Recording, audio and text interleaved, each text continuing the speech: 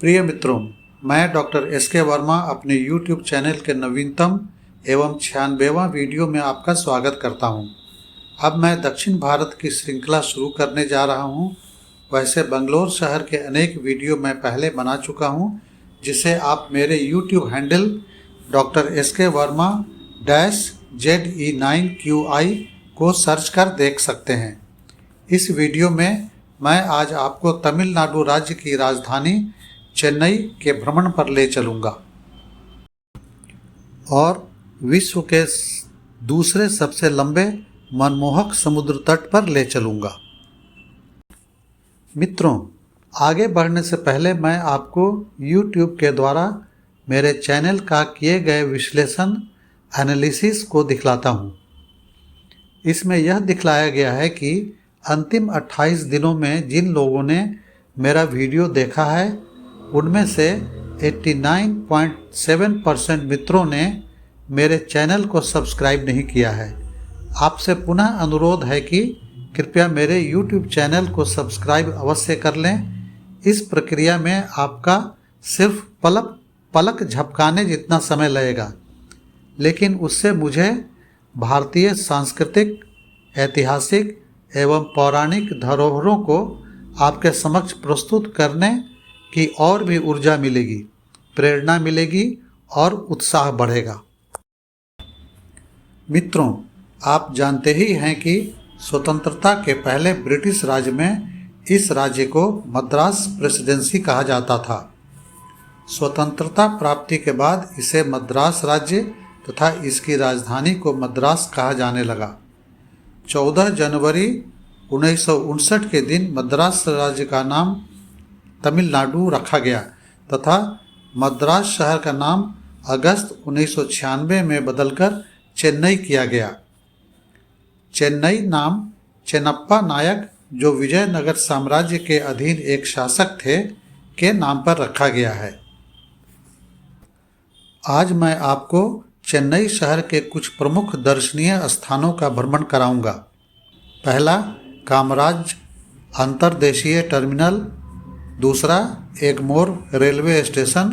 तीसरा, पार्थ सारथी स्वामी मंदिर। चौथा, राधा कृष्ण मंदिर। पांचवा, राजकीय म्यूजियम। छठा, जय ललिता मेमोरियल। सातवां, मरीना बीच। दिल्ली से फ्लाइट द्वारा हम लोग कामराज अंतर्देशीय टर्मिनल आ गए। यहाँ एक अंतर्राष्ट्रीय टर्मिनल भी है, जहाँ से 2014 ईस्वी में हम लोगों ने सिंगापुर के लिए उड़ान भरी थी। इंटरनेशनल एयरपोर्ट को CN अन्नादुराई इंटरनेशनल एयरपोर्ट कहा जाता है।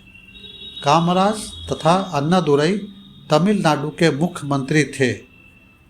यहाँ से हम लोग कैब द्वारा एगमोर रेलवे स्टेशन आ गए। चेन्नई में दो प्रमुख रेलवे स्टेशन हैं, चेन्नई सेंट्रल तथा एगमोर। एयरपोर्ट से हम लोग एगमोर रेलवे स्टेशन आ गए, करीब 17 किलोमीटर एयरपोर्ट से। यहाँ के रिटायरिंग रूम में हम लोग 2 दिन रुके। यहाँ ठहरने का मुख्य कारण यह था कि मुझे 2 दिन के बाद इस रेलवे स्टेशन से ही रामेश्वरम के लिए ट्रेन पकड़नी थी। यह एगमोर रेलवे स्टेशन भवन का 1908 का चित्र है। आजकल इसके चारों तरफ घने वृक्ष लगे हुए हैं, इसलिए मैं इस स्टेशन का चित्र नहीं ले सका। अगले दिन सुबह हम लोगों ने एक 3 व्हीलर ऑटो भाड़े पर लिया और उसने हम लोगों को चेन्नई शहर का भ्रमण कराया। थोड़ा लैंग्वेज भाषा की दिक्कत हुई।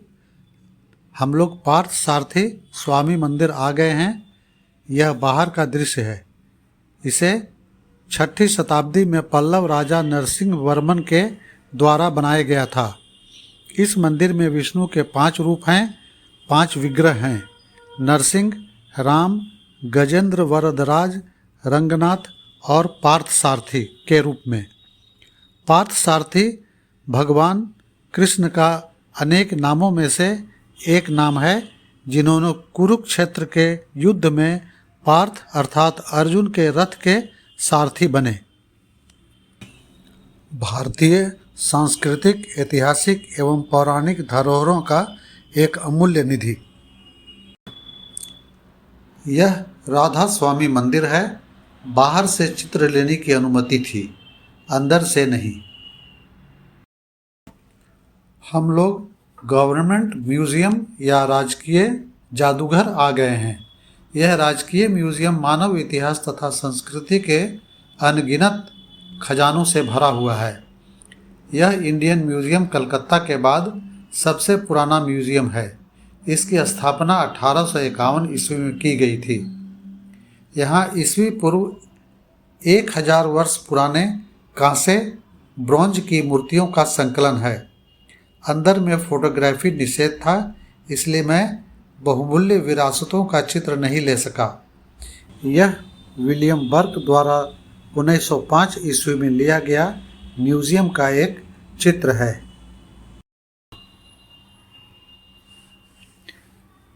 जयललिता, जो तमिलनाडु की लोकप्रिय मुख्यमंत्री थी, के स्मारक के पास हम लोग आ गए हैं।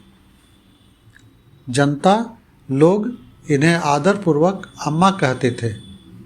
याद होगा, ये तमिलनाडु फिल्मों की प्रसिद्ध अभिनेत्री भी रही हैं। मरीना बीच के पास ही जयललिता की समाधि स्मारक बना हुआ है।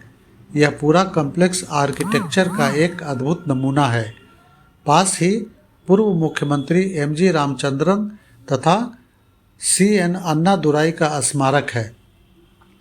जयललिता के स्मारक की नींव में 2018 ईस्वी में रखी गई तथा इसका उद्घाटन 27 जनवरी 2021 में किया गया। स्मारक के चारों ओर खूबसूरत उद्यान भी बनाया गया है। पास ही एक अन्य स्मारक है जिसे ट्रिम्फ ऑफ लेबर या श्रम शक्ति की विजय कहा जाता है। स्मारक के ऊपर में 4 श्रमजीवियों की मूर्तियां हैं जो एक बड़े से पत्थर को लंबी लकड़ी के मदद से खिसकाने का प्रयास कर रहे हैं। यह स्मारक देवी प्रसाद राय चौधरी द्वारा बनाया गया था और इसका उद्घाटन पूर्व मुख्यमंत्री कामराज के समय ही किया गया था। इसी श्रम शक्ति विजय स्मारक तथा जयललिता स्मारक के पास चौड़ी सड़क के उस पार मद्रास विश्वविद्यालय है, मद्रास यूनिवर्सिटी है, जिसकी स्थापना ब्रिटिश राज में 1857 ईस्वी में हुई थी। अभी चेन्नई में इस यूनिवर्सिटी के 6 कैंपस हैं, 121 एफिलिएटेड कॉलेजेस हैं तथा 53 रिसर्च इंस्टीट्यूट हैं। इस विश्वविद्यालय से नोबेल पुरस्कार विजेता C.V. रमन और S. चंद्रशेखर के अलावा भूतपूर्व राष्ट्रपति सर्वपल्ली राधाकृष्णन, V.V. गिरी, नीलम संजीव रेड्डी, R. वेंकटरमन तथा A.P.J. अब्दुल कलाम के अलावा C. राजगोपालाचारी सहित अनेकों गणमान्य महानुभावों ने यहाँ से ज्ञान अर्जित किया।